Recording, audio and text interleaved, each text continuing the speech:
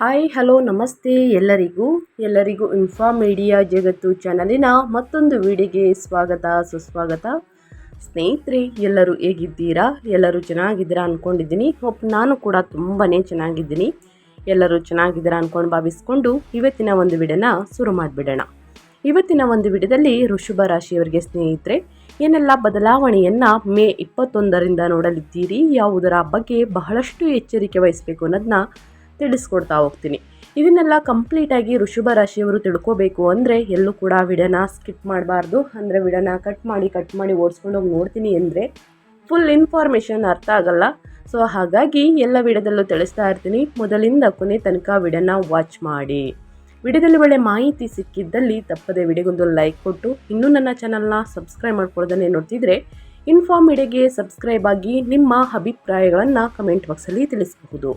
ಯಾರೆಲ್ಲ ಸಬ್ಸ್ಕ್ರೈಬ್ ಮಾಡಿಕೊಂಡು ಪ್ರತಿನಿತ್ಯ ವಿಡಿಯೋ ವಾಚ್ ಮಾಡ್ತಿದ್ದೀರಾ ಅಂಥವರಿಗೆ ಥ್ಯಾಂಕ್ ಯು ಸೋ ಮಚ್ ಅಂತ ಹೇಳ್ತಾ ವಿಡಿಯೋದ ಕಡೆ ಗಮನ ಕೊಟ್ಬಿಡೋಣ.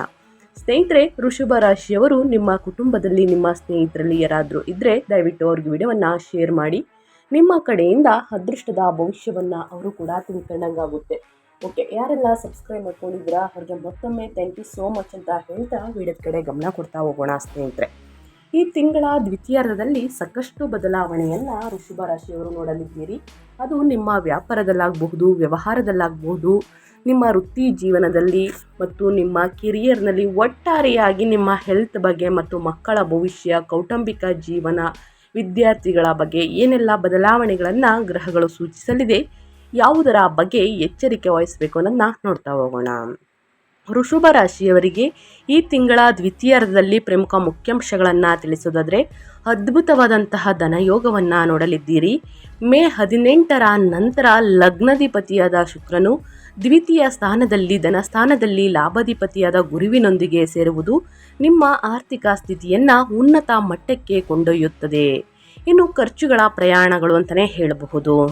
ಮೇ ದ್ವಿತೀಯಾರ್ಧದಂದು ವ್ಯಯಸ್ಥಾನದಲ್ಲಿ 12ನೇ ಮನೆಯಲ್ಲಿ ಸ್ವಕ್ಷೇತ್ರದಲ್ಲಿ ಕುಜನ ಸಂಚಾರವು ವಿದೇಶಿ ಪ್ರಯಾಣಗಳಿಗೆ, ದೂರ ಪ್ರದೇಶದ ಸಂಪರ್ಕಗಳಿಗೆ ಅನುಕೂಲಕರ.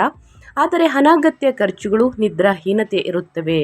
ಇನ್ನು ಆತ್ಮವಿಶ್ವಾಸ ಮತ್ತು ನಾಯಕತ್ವ ಅಂತಲೇ ಹೇಳಬಹುದು. ಮೇ ದ್ವಿತೀಯಾರ್ಧದಿಂದ ಜನ್ಮ ರಾಶಿಯಲ್ಲಿ ಸೂರ್ಯ ಬುಧರ ಸಂಯೋಗವು ನಿಮ್ಮ ಮಾತನ್ನು ವೇದವಾಗನಿಸುತ್ತದೆ. ನಿಮ್ಮ ಬುದ್ಧಿಮತ್ತೆ ಪ್ರಕಾಶಿಸುತ್ತದೆ. ಆದರೆ ಆವೇಶವನ್ನು ನಿಯಂತ್ರಿಸಿಕೊಳ್ಬೇಕಾಗುತ್ತದೆ. ಸ್ನೇಹಿತರೆ, ವೃಷಭ ರಾಶಿಯವರು ಒಟ್ಟಾರೆಯಾಗಿ ಹೇಳೋದಾದರೆ ಈ ತಿಂಗಳ ದ್ವಿತೀಯಾರ್ಧದಲ್ಲಿ ವೃಷಭ ರಾಶಿಯವರಿಗೆ ಮೇ 2026 ಅತ್ಯಂತ ಆಸಕ್ತಿದಾಯಕ ಮಾಸವಾಗಿದೆ. ನಿಮ್ಮ ರಾಶಿಗೆ ಯೋಗಕಾರಕನಾದಂತಹ ಶನಿ ಲಾಭದ ಸ್ಥಾನದಲ್ಲಿ 11ನೇ ಮನೆಯಲ್ಲಿ ಸ್ಥಿರವಾಗಿರುವುದರಿಂದ ನಿಮಗೆ ಬೆನ್ನೆಲು ಬಿದ್ದಂತೆ. ಆದರೆ ಈ ತಿಂಗಳು ನಿಮ್ಮ ಸುತ್ತಲಿನ ಗ್ರಹಗಳ ಚಲನೆಗಳು ನಿಮ್ಮ ದೈನಂದಿನ ಜೀವನವನ್ನು ದ್ವಿತೀಯಾರ್ಧದಲ್ಲಿ ಒಂದು ರೀತಿಯಾಗಿ ಮತ್ತೊಂದು ರೀತಿಯಾಗಿ ಪ್ರಭಾವಿಸುತ್ತದೆ. ಮುಖ್ಯವಾಗಿ ಹೇಳಬೇಕು ಅಂದರೆ ಸಪ್ತಮ ವ್ಯಯಾಧಿಪತಿಯಾದಂತಹ ಕುಜನು 12ನೇ ಮನೆಗೆ ಕಾಲಿಡುವುದು, ಆ ನಂತರ ಲಗ್ನಾಧಿಪತಿಯಾದ ಶುಕ್ರನು ಧನಸ್ಥಾನಕ್ಕೆ ಹೋಗುವುದು. ಸ್ನೇಹಿತರೆ, ಚತುರ್ಥಾಧಿಪತಿಯಾದಂತಹ ಸೂರ್ಯನು ನಿಮ್ಮ ಜನ್ಮರಾಶಿಗೆ ಪ್ರವೇಶಿಸುವುದರಿಂದ ನಿಮ್ಮ ಆಲೋಚನಾ ವಿಧಾನದಲ್ಲಿ, ಆರ್ಥಿಕ ವ್ಯವಹಾರಗಳಲ್ಲಿ ಸ್ಪಷ್ಟವಾದಂತಹ ಬದಲಾವಣೆಗಳು ಕಂಡುಬರುತ್ತವೆ. ಇದು ಒಟ್ಟಾರೆಯಾಗಿ ವೃಷಭ ರಾಶಿಯವರಿಗೆ ದ್ವಿತೀಯಾರ್ಧದಲ್ಲಿ ಇಷ್ಟೆಲ್ಲ ಬದಲಾವಣೆಗಳು ಕಂಡುಬರಲಿದೆ ಅಂತಲೇ ಹೇಳಬಹುದು. ಇನ್ನು ಒಂದೊಂದಾಗಿ ತಿಳಿಸೋದಾದರೆ ಸ್ನೇಹಿತರೆ, ವೃತ್ತಿ ಜೀವನ, ಹಣಕಾಸಿನ ಬಗ್ಗೆ ಮತ್ತು ವ್ಯಾಪಾರ ವ್ಯವಹಾರದ ಬಗ್ಗೆ ಎಲ್ಲ ತಿಳಿಸೋದಾದರೆ ಏನೆಲ್ಲ ಬದಲಾವಣೆಯನ್ನು ನೋಡಲಿದ್ದೀರಿ ಅನ್ನೋದನ್ನ ಇವಾಗ ಒಂದೊಂದಾಗಿ ತಿಳಿತಾ ಹೋಗೋಣ. ಮೊದಲನೇದಾಗಿ ನಿಮ್ಮ ಫೈನಾನ್ಸ್ ಬಗ್ಗೆನೇ ತಿಳಿಸ್ಕೊಡ್ತೀನಿ. ನಿಮಗೆ ಆರ್ಥಿಕ ಸ್ಥಿತಿ ಹೇಗಿರಲಿದೆ ಅನ್ನೋದನ್ನ ನೋಡೋದಾದರೆ ಮೇ ದ್ವಿತೀಯಾರ್ಧದಲ್ಲಿ ನಿಮ್ಮ ರಾಶಿಯ ಅಧಿಪತಿಯಾಗಿರುವಂತಹ ಶುಕ್ರನು ಧನಸ್ಥಾನವಾದಂತಹ 2ನೇ ಮನೆಗೆ ಮಿಥುನ ರಾಶಿಗೆ ಪ್ರವೇಶಿಸುವುದು ನಿಮ್ಮ ಆರ್ಥಿಕ ಸಮಸ್ಯೆಗಳಿಗೆ ಒಂದು ಬ್ರೇಕ್ ಹಾಕುತ್ತದೆ. ಅಲ್ಲಿ ಆಗಲೇ 8 ಮತ್ತು 11ನೇ ಲಾಭದ ಸ್ಥಾನಾಧಿಪತಿಯಾದಂತಹ ಗುರು ಇರುವುದರಿಂದ ಧನಸ್ಥಾನದಲ್ಲಿ ಈ ಶುಭ ಗ್ರಹಗಳ ಸಂಯೋಗವು ಗುರು ಶುಕ್ರ ಯೋಗ ಅದ್ಭುತವಾದಂತಹ ಸಂಪತ್ತನ್ನು ನೀಡುತ್ತದೆ. ಊಹಿಸದಂತಹ ಮಾರ್ಗಗಳ ಮೂಲಕ ಆದಾಯ ಬರುತ್ತದೆ. ನಿಂತು ಹೋಗಿದ್ದಂಥ ಹಳೆಯ ಬಾಕಿಗಳು ವಸೂಲಿಯಾಗುತ್ತವೆ. ಉಳಿತಾಯ ಹೆಚ್ಚಾಗಲಿದೆ ಅಂತಲೇ ಹೇಳಬಹುದು. ಅದೇ ರೀತಿ 21ನೇ ತಾರೀಕು ನಂತರ 12ನೇ ಮನೆಯಲ್ಲಿ ಸೂರ್ಯ ಮತ್ತು ಸ್ನೇಹಿತರೆ ಕುಜ ಇರುವುದರಿಂದ ಖರ್ಚುಗಳು ಗಗನಕ್ಕೆ ಏರುತ್ತವೆ. ಮನೆ ರಿಪೇರಿ, ವಾಹನಗಳಿಗೆ ಅಥವಾ ಪ್ರಯಾಣಗಳಿಗೆ ವಿಪರೀತವಾಗಿ ಹಣ ಖರ್ಚು ಮಾಡುತ್ತೀರಿ. ಜೋಬಿನಲ್ಲಿ ಹಣ ಉಳಿಯುವುದು ಕಷ್ಟವಾಗುತ್ತದೆ. ಒಂದು ಮಾತು ಏನಂದರೆ, ಅನಗತ್ಯ ಖರ್ಚುಗಳಿಂದ ಪ್ರತಿಯೊಬ್ಬ ರಾಶಿಯವರು, ಪ್ರತಿಯೊಬ್ಬ ವ್ಯಕ್ತಿಗಳು ಕೂಡ ದೂರವಿರಬೇಕಾಗುತ್ತದೆ. ಬೇಕಾಗಿರುವ ವಸ್ತುಗಳನ್ನು ಖರೀದಿ ಮಾಡುವುದು ಸೂಕ್ತ. ಬೇಡದ ವಸ್ತುಗಳನ್ನು ಮುಂದಿನ ದಿನಗಳಲ್ಲಿ ಅದು ಯೂಸ್ ಆಗಲ್ಲ ಅಂತಂದರೆ ಸ್ನೇಹಿತರೆ, ಪದೇ ಪದೇ ಖರೀದಿ ಮಾಡುವುದು ಅದು ಸೂಕ್ತವಲ್ಲ. ಸೊ ಹಾಗಾಗಿ ಗಮನದಲ್ಲಿಟ್ಕೊಳ್ಳಿ. ಪದೇ ಪದೇ ಅನಗತ್ಯ ಖರ್ಚುಗಳನ್ನು ಮಾಡಿದರೆ ಮುಂದಿನ ದಿನಗಳಲ್ಲಿ ಹಣಕಾಸಿನ ಪ್ರಾಬ್ಲಮ್ ಎದುರಾಗಲಿದೆ. ಇನ್ನು ವ್ಯಾಪಾರ, ಸ್ವಯಂ ಉದ್ಯೋಗದ ಬಗ್ಗೆ ಹೇಳೋದಾದರೆ ಏನೆಲ್ಲ ಬದಲಾವಣೆಯನ್ನು ನೋಡಲಿದ್ದೀರಿ ಅಂದರೆ, ಸಪ್ತಮಾಧಿಪತಿಯಾದಂತಹ ವ್ಯಾಪಾರಕಾರಕ ಕುಜನು ಮೇ ದ್ವಿತೀಯಾರ್ಧದಲ್ಲಿ ಲಾಭದ ಸ್ಥಾನದಲ್ಲಿ ಶನಿಯೊಂದಿಗೆ ಇರುವುದರಿಂದ ತಿಂಗಳ ದ್ವಿತೀಯಾರ್ಧದಲ್ಲಿ ಕಷ್ಟಪಟ್ಟು ಲಾಭವನ್ನು ಗಳಿಸುತ್ತೀರಿ. ಆದರೆ ಮುಂದಿನ ತಿಂಗಳು ಕುಜನ ವ್ಯಯಸ್ಥಾನವಾದಂತಹ 12ನೇ ಮನೆ ಮೇಷಕ್ಕೆ ಹೋಗುವುದರಿಂದ ವ್ಯಾಪಾರದಲ್ಲಿ ಹೂಡಿಕೆಗಳ ವಿಷಯದಲ್ಲಿ ಬಹಳ ಎಚ್ಚರಿಕೆಯಿಂದ ಇರಬೇಕು. ಅನಗತ್ಯ ಪ್ರಯೋಗಗಳನ್ನು ಮಾಡಬೇಡಿ. ಇಂಪೋರ್ಟ್ ಮತ್ತು ಎಕ್ಸ್ಪೋರ್ಟ್ ಬಹುರಾಷ್ಟ್ರೀಯ ಕಂಪನಿಗಳೊಂದಿಗೆ ವ್ಯಾಪಾರ ಮಾಡುವವರಿಗೆ ಈ ಸಮಯ ಲಾಭದಾಯಕವಾಗಿರುತ್ತದೆ ಅಂತಲೇ ಹೇಳಬಹುದು. ಒಟ್ಟಾರೆಯಾಗಿ ಹೇಳಬೇಕು ಅಂದರೆ, ಲಗ್ನಾಧಿಪತಿ ಶುಕ್ರ ದ್ವಿತೀಯ ಸ್ಥಾನಕ್ಕೆ ಹೋಗುವುದರಿಂದ ನಿಮ್ಮ ಬ್ರ್ಯಾಂಡ್ ಇಮೇಜ್ ಹೆಚ್ಚಾಗುತ್ತದೆ. ವಾಕ್ಚಾತುರ್ಯದಿಂದ ಹೊಸ ಕ್ಲೈಂಟ್ಗಳನ್ನು ಆಕರ್ಷಿಸುತ್ತೀರಿ. ವ್ಯಾಪಾರ ಪಾಲುದಾರರೊಂದಿಗಿದ್ದಂತಹ ಸಣ್ಣ ಪುಟ್ಟ ಭಿನ್ನಾಭಿಪ್ರಾಯಗಳು ದೂರವಾಗುತ್ತವೆ ಅಂತಲೇ ಹೇಳಬಹುದು. ಒಟ್ಟಾರೆಯಾಗಿ ಸ್ನೇಹಿತರೆ, ಯಾವುದರ ಬಗ್ಗೆ ಎಚ್ಚರಿಕೆ ವಹಿಸಬೇಕು, ಏನೆಲ್ಲ ಅದೃಷ್ಟವನ್ನು ನೋಡ್ತಾ ಇದ್ದೀರ ಅನ್ನೋದನ್ನ ವೃಷಭ ರಾಶಿಯವರಿಗೆ ಕಂಪ್ಲೀಟಾಗಿ ತಿಳಿಸ್ಕೊಟ್ಟಿದ್ದೀನಿ ಸ್ನೇಹಿತರೆ. ಇದು ನಿಮಗೆ ಸಂಪೂರ್ಣವಾಗಿ ಅರ್ಥವಾಗಿದೆ ಅನ್ಕೋತೀನಿ. ಇನ್ನು ವೃತ್ತಿ ಮತ್ತು ಉದ್ಯೋಗದ ಬಗ್ಗೆ ಹೇಳೋದಾದರೆ ಏನೆಲ್ಲ ಬದಲಾವಣೆಗಳನ್ನು ನೋಡಲಿದ್ದೀರಿ, ಯಾವುದರ ಬಗ್ಗೆ ಬಹಳಷ್ಟು ಎಚ್ಚರಿಕೆ ವಹಿಸಬೇಕು ವೃಷಭ ರಾಶಿಯವರು ಅನ್ನೋದನ್ನ ನೋಡ್ತಾ ಹೋಗೋಣ. ನಿಮ್ಮ ರಾಶಿಗೆ ಕರ್ಮ ಅಂದರೆ 10ನೇ ಮನೆಗೆ ಮತ್ತು ಭಾಗ್ಯದ ಸ್ಥಾನಕ್ಕೆ 9ನೇ ಮನೆಗೆ ಸ್ನೇಹಿತರೆ ಶನಿ ಲಾಭದ ಸ್ಥಾನದಲ್ಲಿ 11ನೇ ಮನೆಯಲ್ಲಿ ಇರುವುದು ಉದ್ಯೋಗಿಗಳಿಗೆ ಬಲವಾದ ರಕ್ಷಕವಚದಂತಿದೆ. ತಿಂಗಳ ಪ್ರಥಮಾರ್ಧದಿಂದನೂ ಕೂಡ ಚತುರ್ಥಾಧಿಪತಿಯಾದಂತಹ ಸೂರ್ಯನು 12ನೇ ಮನೆಯಲ್ಲಿ ಉಚ್ಚ ಸ್ಥಿತಿಯಲ್ಲಿ ಇರುವುದರಿಂದ ಉದ್ಯೋಗದ ನಿಮಿತ್ತ ವಿದೇಶಿ ಪ್ರಯಾಣ ಮಾಡುವ ಅವಕಾಶ ಅಥವಾ ದೂರ ಪ್ರದೇಶಗಳಿಗೆ ವರ್ಗಾವಣೆಯಾಗುವಂತಹ ಸೂಚನೆಗಳಿವೆ. ನಿಮ್ಮ ಮೇಲೆ ಕೆಲಸದ ಒತ್ತಡ ಹೆಚ್ಚಿದ್ದರೂ ಅದನ್ನು ಸಮರ್ಥವಾಗಿ ಪೂರ್ಣಗೊಳಿಸುತ್ತೀರಿ ಅಂತಲೇ ಹೇಳಬಹುದು. ಮೇ ದ್ವಿತೀಯಾರ್ಧದ ನಂತರ ಸೂರ್ಯ ಮತ್ತು ಬುಧ ನಿಮ್ಮ ಜನ್ಮ ರಾಶಿಗೆ ಲಗ್ನಕ್ಕೆ ಪ್ರವೇಶಿಸುವುದು ನಿಮ್ಮ ಕೆರಿಯರ್ನಲ್ಲಿ ಅತ್ಯಂತ ಅನುಕೂಲಕರವಾದಂತಹ ಬದಲಾವಣೆ. ಸೂರ್ಯ ನಾಯಕತ್ವಕಾರಕ, ಬುಧ ಬುದ್ಧಿಕಾರಕ. ಇವರಿಬ್ಬರು ಸಂಯೋಗದಿಂದ ನಿಮ್ಮ ಬುದ್ಧಿಮತ್ತೆಗೆ ಮೇಲಧಿಕಾರಿಗಳ ಪ್ರಶಂಸೆ ಸಿಗುತ್ತದೆ. ನೀವು ತೆಗೆದುಕೊಳ್ಳುವ ನಿರ್ಧಾರಗಳು ಅತ್ಯಂತ ನಿಖರವಾಗಿರುತ್ತದೆ. ಆದರೆ ಲಗ್ನದಲ್ಲಿ ಇರುವಂತಹ ಸೂರ್ಯನಿಂದಾಗಿ ನಿಮ್ಮಲ್ಲಿ ಅಧಿಕಾರ, ಗೌರವ ಹೆಚ್ಚಾಗುತ್ತದೆ. ಸಹೋದ್ಯೋಗಿಗಳ ಮೇಲೆ ಪ್ರಾಬಲ್ಯ ಮೆರೆಯದೆ ಹೊಂದಾಣಿಕೆಯಿಂದ ಇದ್ದರೆ ಬಡ್ತಿ ಅಥವಾ ಇನ್ಕ್ರಿಮೆಂಟ್ಗಳು ಖಂಡಿತ ಬರುತ್ತವೆ ಅಂತಲೇ ಹೇಳಬಹುದು. ಸ್ನೇಹಿತರೆ, ವೃಷಭ ರಾಶಿಯವರಿಗೆ ಉದ್ಯೋಗದಲ್ಲಿ, ವ್ಯಾಪಾರ ಮತ್ತು ಸ್ವಯಂ ಉದ್ಯೋಗದಲ್ಲಿ ನಿಮ್ಮ ಹಣಕಾಸಿನ ಬಗ್ಗೆ ಏನೆಲ್ಲ ಬದಲಾವಣೆಗಳು ಕಂಡು ಬರಲಿದೆ, ಯಾವುದರ ಬಗ್ಗೆ ಬಹಳಷ್ಟು ಎಚ್ಚರಿಕೆ ವಹಿಸಬೇಕು ಅನ್ನೋದನ್ನ ಕಂಪ್ಲೀಟಾಗಿ ತಿಳಿಸ್ಕೊಟ್ಟಿದ್ದೀನಿ. ಇನ್ನು ಮುಂದಿನದಾಗಿ ನಿಮ್ಮ ಹೆಲ್ತ್ ಬಗ್ಗೆ, ನಿಮ್ಮ ಆರೋಗ್ಯದಲ್ಲಿ ಏನೆಲ್ಲ ಬದಲಾವಣೆಗಳನ್ನು ಗ್ರಹಗಳು ಸೂಚಿಸಲಿದೆ ಅನ್ನೋದನ್ನ ನೋಡ್ತಾ ಹೋಗೋಣ. ಈ ತಿಂಗಳ ಆರೋಗ್ಯದ ವಿಚಾರದಲ್ಲಿ ಬಹಳಷ್ಟು ಎಚ್ಚರಿಕೆ ಅಗತ್ಯ ಸ್ನೇಹಿತರೆ ವೃಷಭ ರಾಶಿಯವರಿಗೆ. ಯಾಕಂದರೆ ಮೇ 15ರವರೆಗೆ ಲಗ್ನಾಧಿಪತಿ ಶುಕ್ರನು ಲಗ್ನದಲ್ಲಿ ಇರುವುದರಿಂದ ಆರೋಗ್ಯ ಉತ್ಸಾಹದಿಂದಿದ್ದರೂ ಕೂಡ ವ್ಯಯಾಧಿಪತಿಯಾದ ಕುಜನು 12ನೇ ಮನೆಗೆ ಹೋಗುವುದರಿಂದ ನಿಮ್ಮ ನಿದ್ರಾ ಚಕ್ರ ತೀವ್ರವಾಗಿ ಹದಗೆಟ್ಟಿತ್ತು. ಆದರೆ ಆತಂಕ ಬೇಡ ಸ್ನೇಹಿತರೆ. ಆ ಕಾರಣ ಪಾದಗಳಿಗೆ ಸಂಬಂಧಿಸಿದ ನೋವುಗಳು ಅಥವಾ ಸಣ್ಣ ಪುಟ್ಟ ಗಾಯಗಳಾಗುವಂತಹ ಅಪಾಯವಿದೆ. ಮುಂದಿನ ದಿನಗಳಲ್ಲಿ ಸ್ನೇಹಿತರೆ, ಅಂದರೆ ಸೂರ್ಯನು ಲಗ್ನಕ್ಕೆ ಪ್ರವೇಶಿಸಿದ ನಂತರ ನಿಮ್ಮಲ್ಲಿ ದೇಹದ ಉಷ್ಣಾಂಶ, ಕಣ್ಣುರಿ, ತಲೆನೋವು, ಜ್ವರ, ಶೀತ, ನೆಗಡಿ ಮತ್ತು ಸೂರ್ಯನ ರೋಗ ನಿರೋಧಕ ಶಕ್ತಿ ಹೆಚ್ಚಿಸಿದರೂ ಪಿತ್ತ ದೋಷವನ್ನು, ಉಷ್ಣವನ್ನು ಉಂಟು ಮಾಡುತ್ತಾನೆ. ಹಾಗಾಗಿ ಪ್ರಶಾಂತವಾದಂತಹ ನಿದ್ದೆ, ಹೆಚ್ಚು ನೀರನ್ನು ಕುಡಿಯುವುದು ಮತ್ತು ತಂಪಾದ ಆಹಾರ ಪದಾರ್ಥಗಳನ್ನು ಸೇವಿಸುವುದು ಬಹಳ ಮುಖ್ಯ. ಸ್ನೇಹಿತರೆ, ನಿಮ್ಮ ಆರೋಗ್ಯದ ಬಗ್ಗೆ ಯಾವುದರ ಬಗ್ಗೆ ಎಚ್ಚರಿಕೆ ವಹಿಸಬೇಕು ಅನ್ನೋದನ್ನ ಕಂಪ್ಲೀಟಾಗಿ ತಿಳಿಸ್ಕೊಟ್ಟಿದ್ದೀನಿ. ಇನ್ನು ಮುಂದಿನದಾಗಿ ಹೇಳೋದಾದರೆ ಸ್ನೇಹಿತರೆ, ನಿಮ್ಮ ಹೆಲ್ತ್ ಬಗ್ಗೆ ಒಂದು ಕಾಳಜಿ ಇರಬೇಕು. ನೀವು ತಿನ್ನುವಂಥ ಆಹಾರ ಪದ್ಧತಿಯಿಂದ ಸ್ನೇಹಿತರೆ ಉಷ್ಣಾಂಶ ಜಾಸ್ತಿ ಆಗುವ ಕಾರಣ ಕಣ್ಣುರಿ, ತಲೆನೋವು ಬರಬಹುದು.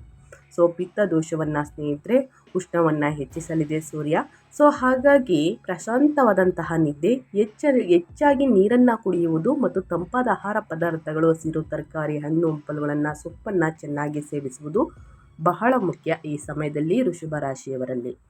ಇನ್ನು ಮುಂದಿನದಾಗಿ ಹೇಳೋದಾದರೆ ಕುಟುಂಬ ಮತ್ತು ವೈಯಕ್ತಿಕ ಸಂಬಂಧಗಳ ಬಗ್ಗೆ ಏನೆಲ್ಲ ಬದಲಾವಣೆಯನ್ನು ನೋಡಲಿದ್ದೀರಿ, ಯಾವುದರ ಬಗ್ಗೆ ಬಹಳಷ್ಟು ಎಚ್ಚರಿಕೆ ವಹಿಸಬೇಕು ನಿಮ್ಮ ಫ್ಯಾಮಿಲಿ ವಿಚಾರದಲ್ಲಿ ಅನ್ನೋದಾದರೆ, ತಿಂಗಳ ದ್ವಿತೀಯಾರ್ಧದಲ್ಲಿ 12ನೇ ಮನೆಯಲ್ಲಿರುವ ಗ್ರಹಗಳ ಸಂಚಾರದಿಂದಾಗಿ ನೀವು ಸ್ವಲ್ಪ ಏಕಾಂತವನ್ನು ಬಯಸುತ್ತೀರಿ. ಕುಟುಂಬ ಸದಸ್ಯರೊಂದಿಗೆ ಸಮಯ ಕಳೆಯಲು ಸಾಧ್ಯವಾಗುವುದಿಲ್ಲ. ಆದರೆ ಮೇ ದ್ವಿತೀಯಾರ್ಧದಂದು ಶುಕ್ರನು ಕುಟುಂಬ ಸ್ಥಾನವಾದಂತಹ 2ನೇ ಮನೆಯಲ್ಲಿ ಗುರುವಿನೊಂದಿಗೆ ಸೇರುವುದರಿಂದ ಕುಟುಂಬದಲ್ಲಿ ಸಂತೋಷ ತುಂಬಿ ತುಳುಕುತ್ತದೆ. ಮನೆಯಲ್ಲಿ ಶುಭ ಕಾರ್ಯಗಳು ನಡೆಯುವಂತಹ ವಾತಾವರಣ ನಿರ್ಮಾಣವಾಗುತ್ತದೆ. ಸುಂದರವಾದ ಬಟ್ಟೆ ಆಭರಣಗಳನ್ನು ಖರೀದಿಸುತ್ತೀರಿ. ನಿಮ್ಮ ಮಾತಿನ ಮಾಧುರ್ಯ ಕುಟುಂಬ ಸದಸ್ಯರನ್ನು ಆಕರ್ಷಿಸುತ್ತದೆ. ಆದರೆ ಮೇ ದ್ವಿತೀಯಾರ್ಧದಂದು ಲಗ್ನದಲ್ಲಿರುವ ಸೂರ್ಯನ ಪ್ರಭಾವದಿಂದ ನೀವು ನಿಮ್ಮ ಸಂಗಾತಿಯೊಂದಿಗೆ ಸ್ವಲ್ಪ ಕಠಿಣವಾಗಿ ವರ್ತಿಸುವಂತಹ ಸಾಧ್ಯತೆ ಇದೆ. ಈ ಸಮಯದಲ್ಲಿ ನಿಮ್ಮ ಅಹಂಕಾರವನ್ನು ಬದಿಗಿಟ್ಟರೆ ವೈವಾಹಿಕ ಜೀವನ ಅದ್ಭುತವಾಗಿರುತ್ತದೆ. ಸ್ನೇಹಿತರೆ, ಪ್ರತಿಯೊಬ್ಬರ ಮನೆಯಲ್ಲೂ ಕೂಡ ಕಿರಿಕಿರಿ ಸಮಸ್ಯೆಗಳು ಇದ್ದೇ ಇರುತ್ತದೆ. ಆದರೆ ನಾವು ಅದನ್ನು ಹೇಗೆ ಬಗೆಹರಿಸ್ಕೊಳ್ತೀವಿ ಅನ್ನೋದು ಬಹಳ ಮುಖ್ಯ. ಆದಷ್ಟು ದುಡುಕಿನ ಮಾತುಗಳು ಮತ್ತು ನಿಮ್ಮ ಕೆಟ್ಟ ವರ್ತನೆ ಸ್ನೇಹಿತರೆ ಅವರ ಮೇಲೆ ಗಾಢವಾಗಿ ಪ್ರಭಾವ ಬೀರಬಹುದು. ಸೊ ಹಾಗಾಗಿ ಅದನ್ನೆಲ್ಲ ಬದಿಗಿಟ್ಟರೆ ವೈವಾಹಿಕ ಜೀವನ ಅದ್ಭುತವಾಗಿರುತ್ತದೆ. ನಿಮ್ಮ ಈಗೋ ಅಹಂಕಾರವನ್ನು ಕಡಿಮೆ ಮಾಡಿಕೊಳ್ಳಿ. ಇನ್ನು ವಿದ್ಯಾರ್ಥಿಗಳ ಬಗ್ಗೆ ಹೇಳೋದಾದರೆ ಏನೆಲ್ಲ ಬದಲಾವಣೆಯನ್ನು ನೋಡಲಿದ್ದೀರಿ ವಿದ್ಯಾರ್ಥಿಗಳು, ವೃಷಭ ರಾಶಿಯ ವಿದ್ಯಾರ್ಥಿಗಳು?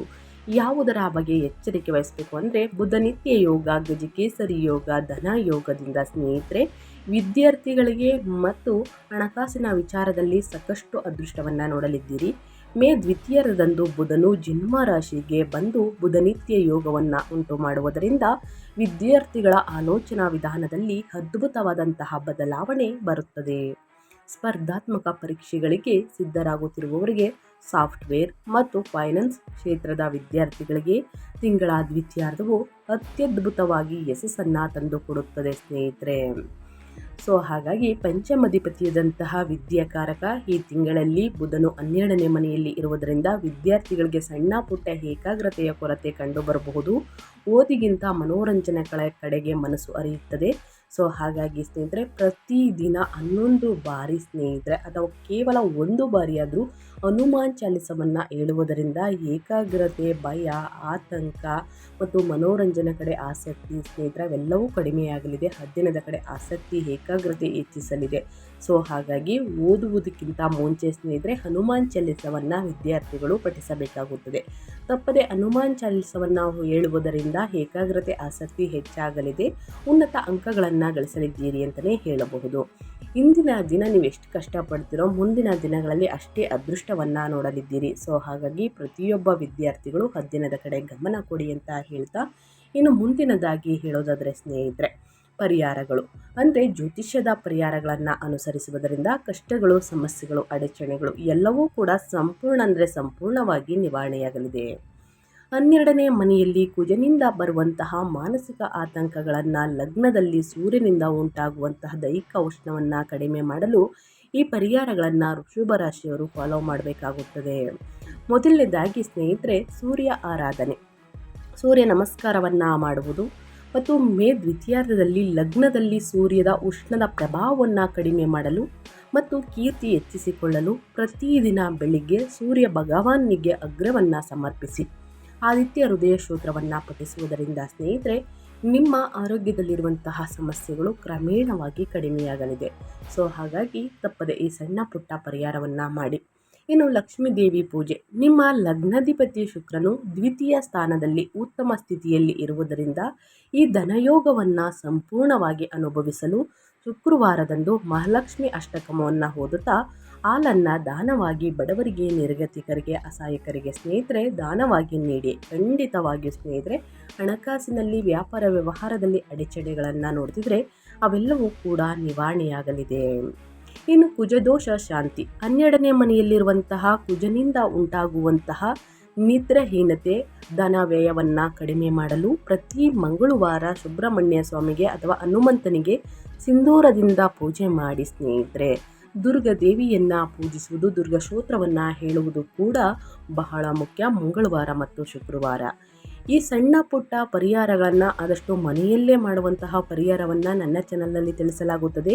ಈ ಪರಿಹಾರಗಳನ್ನು ಪ್ರತಿಯೊಬ್ಬರೂ ಅನುಸರಿಸುವುದರಿಂದ ಕಷ್ಟಗಳು, ಸಮಸ್ಯೆಗಳು, ಅಡಚಣೆಗಳು, ತೊಂದರೆಗಳು, ವಿಳಂಬಗಳು ಎಲ್ಲವೂ ಕೂಡ ಸಂಪೂರ್ಣವಾಗಿ ನಿವಾರಣೆಯಾಗಲಿದೆ ಅಂತಲೇ ಹೇಳ್ಬೋದು.